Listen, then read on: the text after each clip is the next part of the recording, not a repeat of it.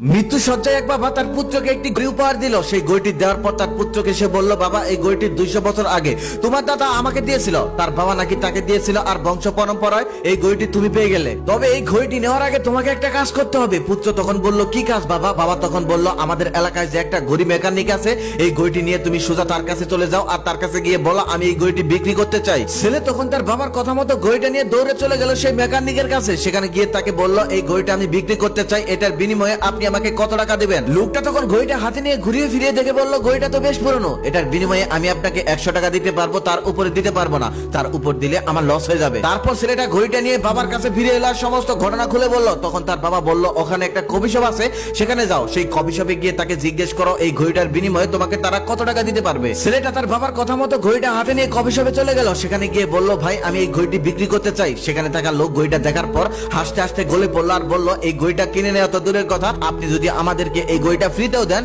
তারপরেও আমরা নিব না। ছেলেটা তখন মন খারাপ করে সেখান থেকে চলে আসতে লাগলো আর ভাবতে লাগলো, বাবা কি এমন ঘড়ি দিল যেটা নিয়ে বারবার এক এক জায়গায় গিয়ে আমার অপমানিত হতে হচ্ছে। তারপর ছেলেটা মন খারাপ করে সমস্ত ঘটনা গিয়ে বাবার কাছে খুলে বলল। বাবা তখন মুচকি হাসি দিয়ে বলল, মন খারাপ করো না, এবার তুমি ঘড়িটা নিয়ে চলে যাও একটি জাদুঘরে। এবার ছেলেটা যেতে ইচ্ছে করলো না, কিন্তু নিজের অনিচ্ছা সত্ত্বেও বাবার কথা মতো তাকে সেখানে যেতে হলো। সেখানে গিয়ে ছেলেটা জাদুঘরের এক কর্মকর্তার কাছে তার ঘড়িটা বিক্রি করতে চাইলেন। তারপর সেই লোকটা ঘড়িটা যতই পরীক্ষা করছিল ততই অবাক হচ্ছিল। পরীক্ষা নিরীক্ষা শেষ করে এক পর্যায়ে তিনি বললেন, এই ঘড়িটার বিনিময়ে আমি আপনাকে 25 লক্ষ টাকা দিতে পারবো। ছেলেটা তখন ওই পুরনো ঘড়ির দাম 25 লক্ষ টাকা শুনে অবাক হয়ে গেল। তারপর দৌড়ে গিয়ে তার বাবার কাছে সমস্ত ঘটনা খুলে বলল। তার বাবা তখন হাসতে হাসতে বলল, এতক্ষণ আমি এটাই তোমাকে বোঝাতে চাইছিলাম, আজকের এই ঘটনাটা সারা জীবন মনে রেখো। জীবনে চলার পথে হয়তো অনেকের কাছে যেতে হবে, তবে সেখানে কিছু মানুষ থাকবে তোমাকে মূল্য দেবে না, কিছু মানুষ আছে তোমাকে নিয়ে হাসাহাসি করবে, মজা করবে, তামাশা করবে। ওইসব মানুষগুলো থেকে সবসময় দূরে থাকবে, তারা কখনোই তোমার মূল্য দিতে জানবে না। কেউ তোমাকে মূল্যহীন ভাবলো মানেই তুমি মূল্যহীন না, এমনও তো হতে পারে তোমাকে জানার ক্ষমতাটাই তার নেই।